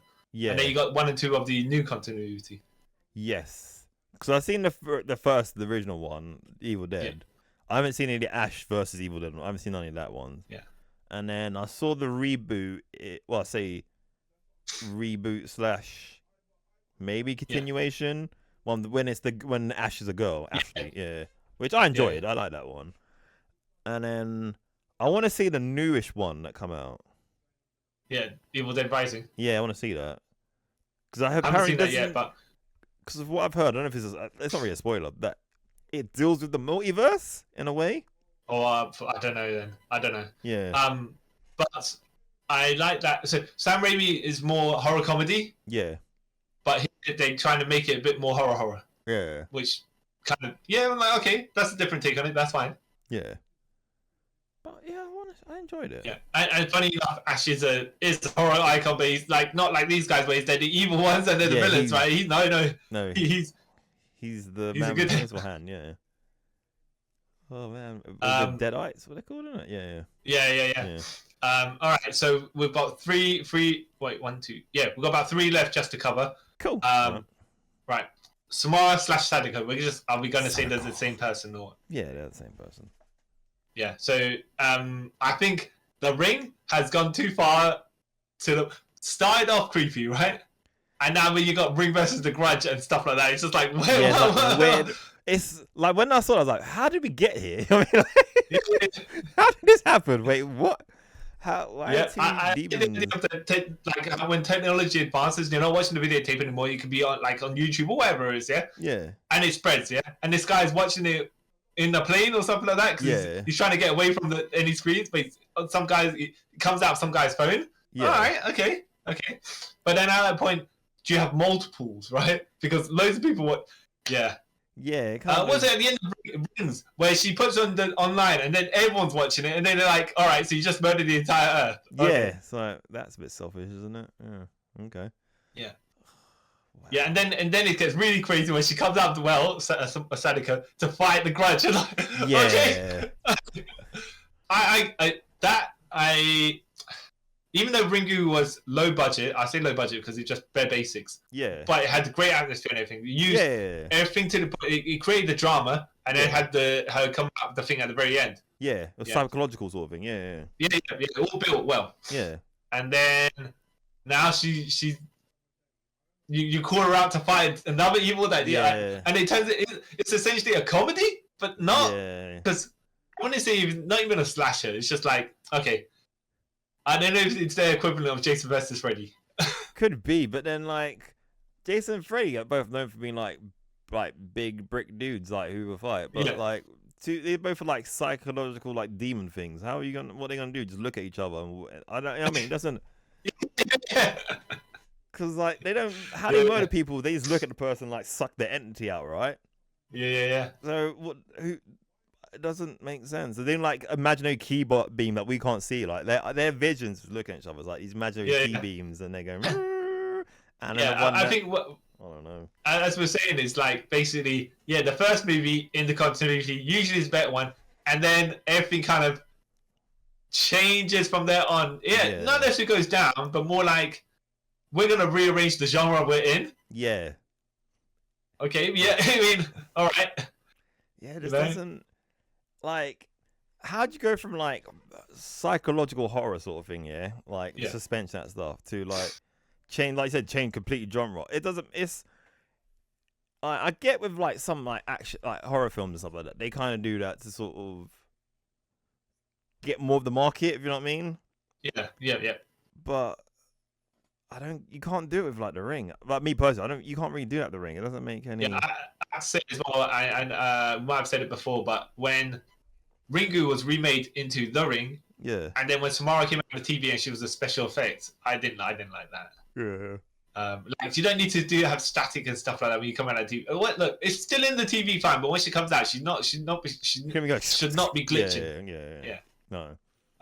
And obviously, like we saw the original TV version of Ring. Yeah, which is pretty good. I'm not gonna lie. I've had second thoughts about it. I didn't think you were gonna say that. No, I had second thoughts about it after watching it. And I was talking to someone else about it, and I was like, you know what? Actually, that's pretty good. Why did I dislike it? Yeah. You know, it's because Ringu took everything that was good about that and made it even better, and then basically wiped away all the stuff that was pointless, a bit dodgy. Oh, Ringu. But oh man, I might watch that again. Yeah. I mean, look, hey, if I want to be creeped out before I go to sleep, I'll probably Because like even to this day, like that film's like 20 odd years old at this point, right? Yeah. And I still find it quite creepy, and like I often think about like, that like legit like scared me back then. Yeah. Because just nothing like the horror. It's just the whole like premise of it, like the videotape, and then the 7 days sort of thing. Like that's quite creepy. Rather than look, there's a guy over there with a butcher axe. Run! You know what I mean? It's not really scary, like because it's inevitable. Like you think with the Ring, like maybe you could kind of get around it, but you deep down you can't. But if I saw Jason, I'm like, you know what? I'm not surviving this. What's the point? Yeah. I know you're not scaring me. I'm dead, so I don't know. Fair enough. That's me. Yeah, the thing is with Ring, I think they could reboot or remake it or do something to it to get it back to where it's meant to be, and you'd be like, like Prey, just do a reset.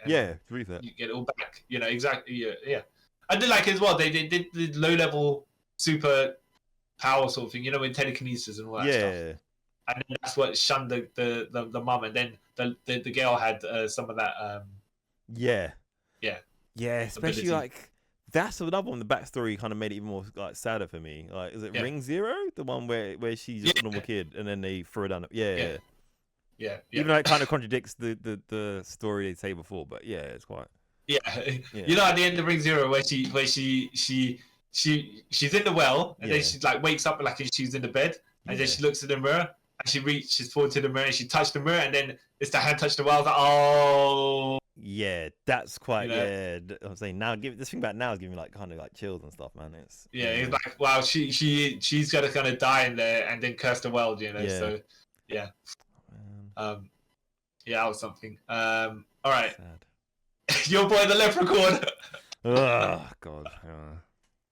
I watched all of these movies just for you because you were like Leprechaun in the Hood, Leprechaun 4 in the Hood, Leprechaun 5 in the Hood, and Return to the Hood, and I was like, these set of movies, even though they seem to be like, yes, there's a Leprechaun, continuity, whatever, right? Yeah, no continuity, it doesn't matter, right?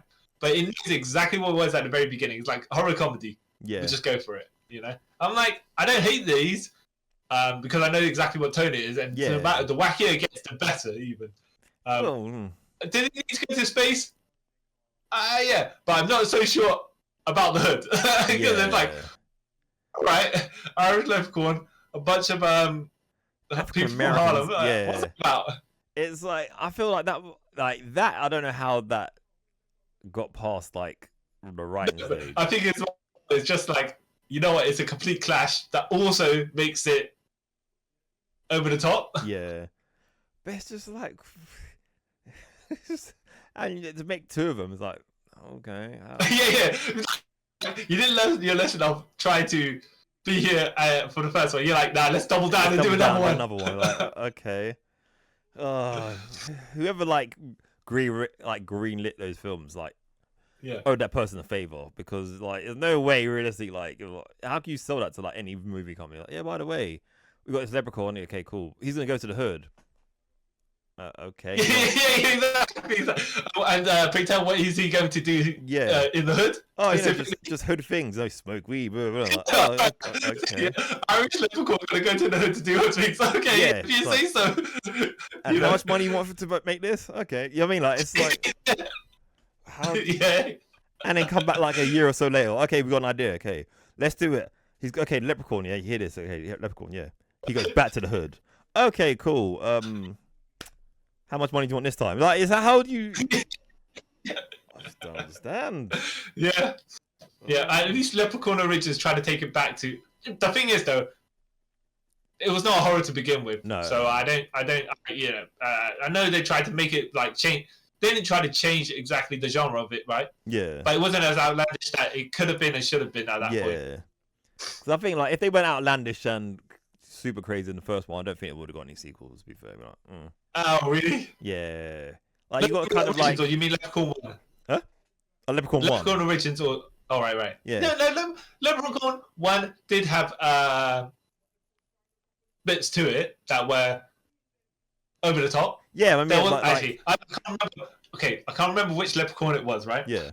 But he cast he made the guy think that he was some guy was with his girlfriend or something like that. Yeah. And then they've got these spinning rotating blades of whatever that was switched on, yeah? Yeah. And he thought he was moving his face towards his girl's chest, yeah? Yeah. But you see the shadow. You only see the shadow in the rotating blades. Yeah. So as the guy's shadow is going towards the blades, you're like, oh no, right? But as from his vision, he's seen it as, Yeah. And then all you see is the blood splat, and it's obviously the guy's go. I was like, oh, you know what? So, as a horror comedy, though, it's just like, okay. Yeah, but like it couldn't go like. Say they went as crazy as like Leprechaun in the Hood and Leprechaun in the Hood again and Leprechaun in Space. There's like, say they was like the first ones. There will never been any more after that. Be like, this is just too. No. You know, you got kind of trick like the movie companies in. Like, yeah, this is somewhat realistic, like scary, and then you go crazy after that because you built up a fan base. But if you went straight with those ones, like, nah, you're not. Yeah. We're in the black. But yeah, I thought though, you know what? I don't think they were that bad actually. They went terrible, but then you know what you're in for, and it's fine. Yeah. And it's just like, oh, you thought this was a level 1. We're gonna go to level 2, 3, and 4 with the next ones. You know? Yeah. And we know you'll be back. Yeah. Yeah, apparently, right? Yeah. Apparently. Yeah. They're not amazing. They're not super terrible. They're just not like I use the word a lot. They're not offensive.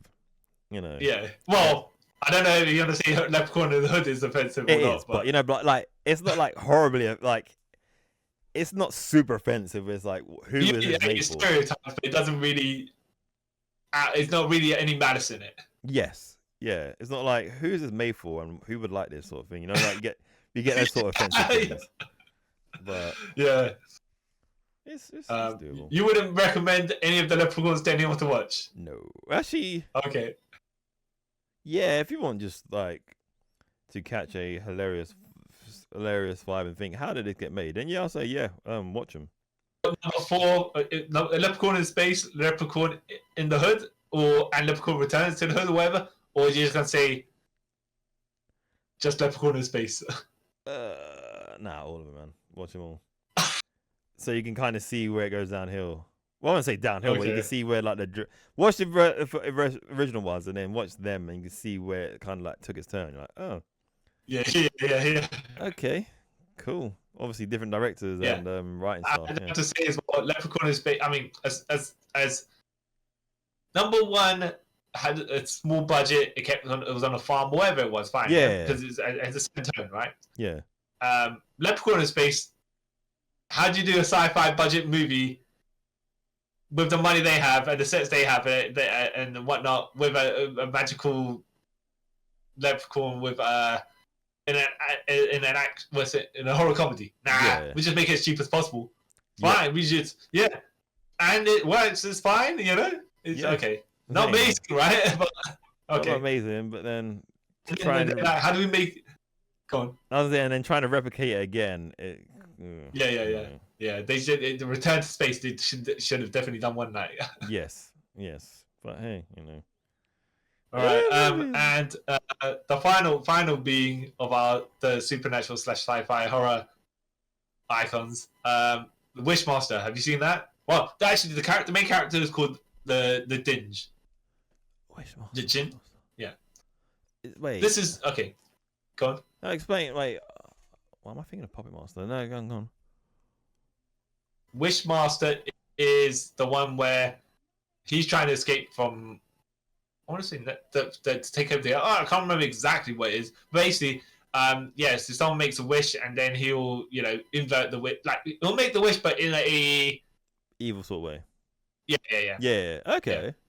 No. At the end of the movie, the girl wishes that one of the guys never got drunk in the first place because he dropped the thing and then opened the thing that had the dungeon, right? Yeah. But if you're going to take all the wishes that everyone's doing, and do them all wrong, it's like Tony Todd was in this film, and he's like trying to trick Tony Todd because Tony Todd's a security guard or whatever. Yeah. Goes, don't you wish you could escape? Yeah. This life, or don't you wish? He presents it that way. And he goes, don't you wish to escape? And Tony Todd says, I wish to escape. And then he puts him in a Houdini trap. Yeah. Like the one where he has to unlatch himself and he's in the water tank. Yeah. Right. But then, if he wants to escape, right, he should live. He shouldn't die in there because that makes no sense. Yeah, that kind of doesn't make no sense. There was one where Kane Hodder was a security guard as well. Yeah. And he was like, I wish he basically trying to get in, yeah. And Kane Hodder's like, I wish you would just go away. So the guy turned around to go away because it was his wish, and he goes, no, I have to get in there. And he goes, and then he goes, oh yeah, I wish I could see that. Then I wish I could see you trying to get through me. So then he turns the guy into glass, and walks through him.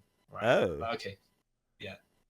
The Tiny Lister was in number 2, I think. Yeah. And he was a prison guard, and basically he goes, the guy just kind of baits him into saying, the wish you got, your wish could beat me up. You wish and he goes, I wish I had 2 minutes with you to show you how a slow dance would go. And I'm like,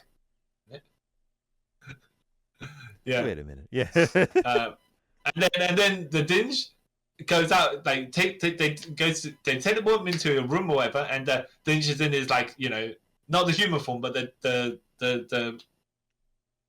demon makeup, whatever it is. Yeah, and then just kills him. But but the thing is, it kind of like you have to say a certain thing in a specific way. Yeah. To make the wish not necessarily come true, but for him to make it not come true. Yeah. Kind of. Well, I did the suits. They looked kind of good. Okay, the demon forms and stuff like that. And then actually Wishmaster 4 was pretty good. In the sense that so the girl in it, she had her fiance got crippled, right? Yeah. And then there was this guy, the lawyer, who wasn't trying to have it get on with the girl, right? Yeah. But the Dinge took control of that form. Yeah. So he was trying to get her to make the wishes, right? Okay. Yeah. And then she was like, something about wishing that guy was the guy she fell in love with, or something like that, or something like that, right? Yeah. And he's like, okay, he had to try and make her love him to make the wish come true because he can't force her to do it. Her love is something she has to give. Yeah. So in order for him to try and take over the world, whatever it is, he needs to make that happen, but he can't force it to make it happen. I was like, oh, okay. Yeah. That's kind of smart. Nice. It's like, in the Crow 3. Yeah. Where it wasn't all the gangs or whatever, it was the cops, right? Yeah. Even though it was executed incorrectly, but I'll try something different, Yeah. Yeah. Oh, I remember that.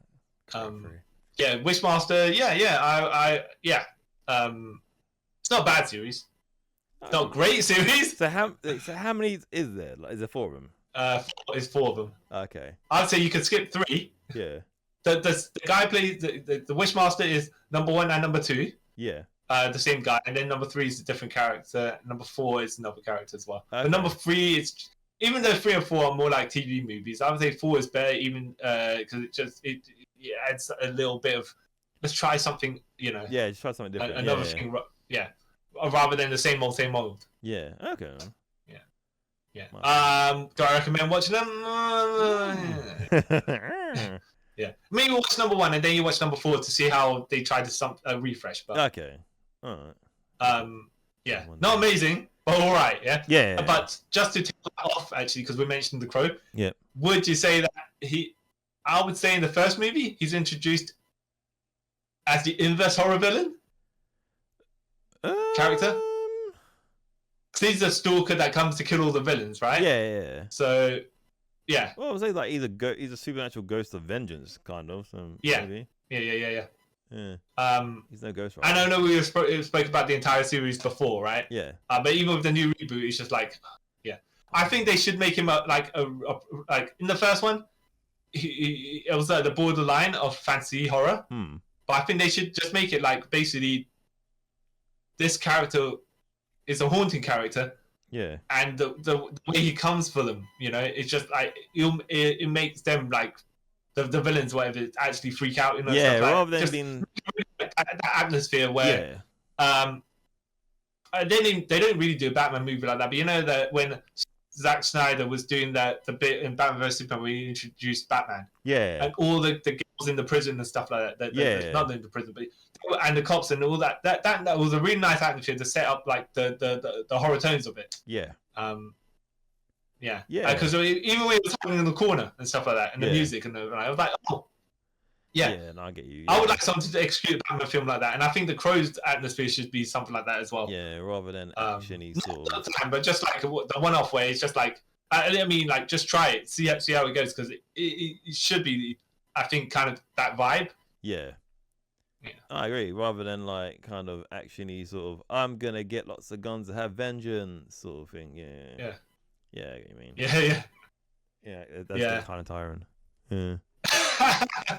Nah, because like lots of films are basically that, innit? Like either you've killed someone I love, so I'm vengeance-y guy, or I died and come back to life, I'm vengeance-y guy. You know what I mean? It's all it's been done before. Max Payne, this. I mean, like, yeah.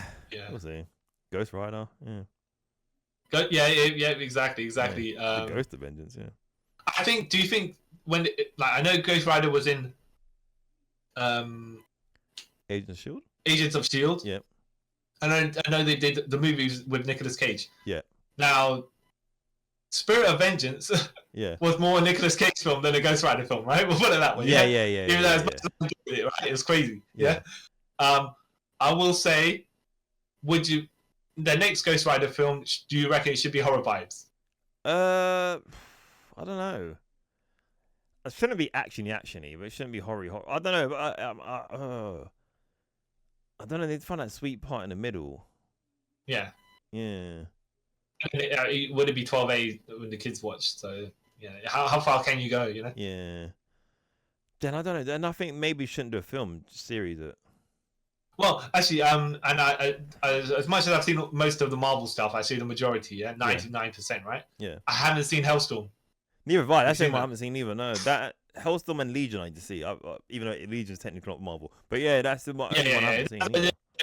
If we count those, I haven't seen those either, right? But what I'm saying is that the Marvel stuff. Yeah, I haven't seen.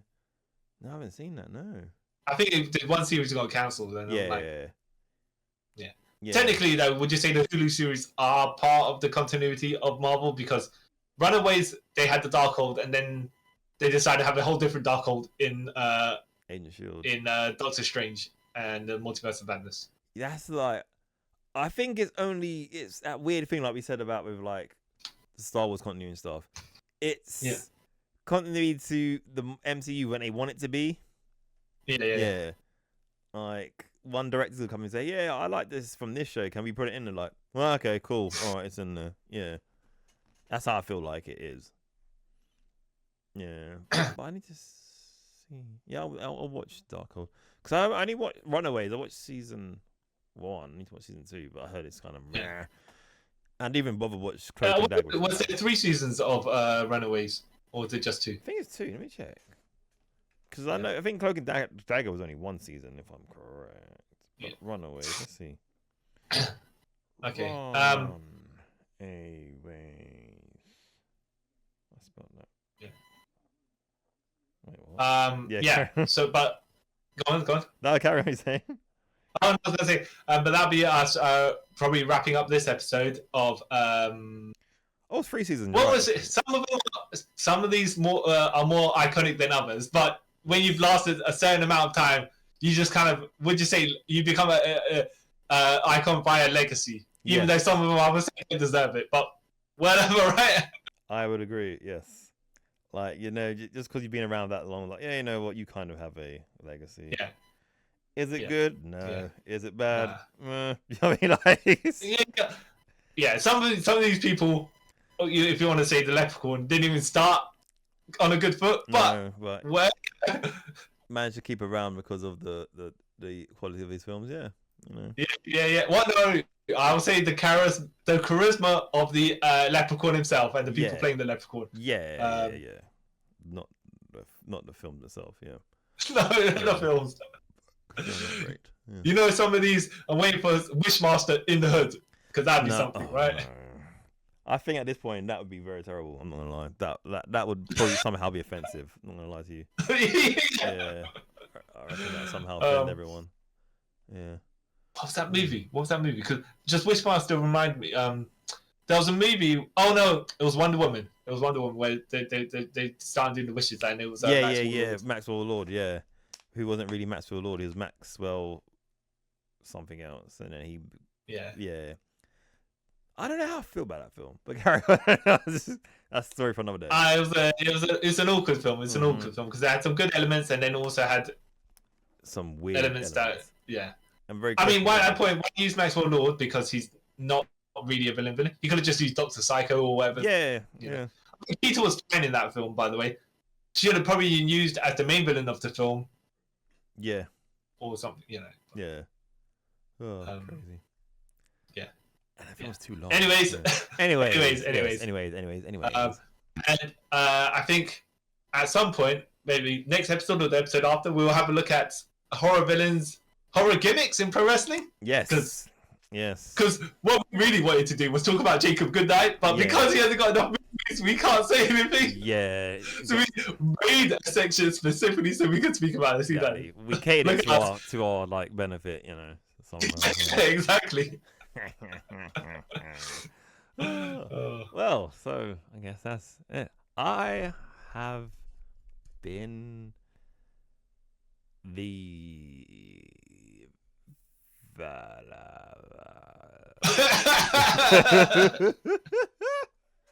oh gosh, I've been the man who makes babysitters jumps out of windows, Carl Charles. Damien. And I'm the grown man who possesses dolls to possess little kids, CY Chung. And thank you for listening to us talk about supernatural / sci-fi horror icon people's characters stuff. It kind of does. I mean, I mean, because you're like, in and out. Well, some of these, first of all, the genre shifts, and then the second is like, but some of these I wouldn't say are standouts. They're just there because they've been around. They've been around for so long. I like Leprechaun. Yeah.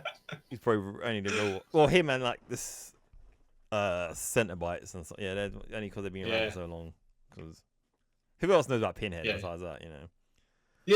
Well, the Centerbites just come in. They don't really do much. They just stand and go, hi. Yeah. They're like, the parents are disappointed. You go, yeah. They have no memory. Wait your fingers. You need to stop. You need to stop what you're doing, boys. Or you need to do more of evil stuff you're doing. Yeah. Oh.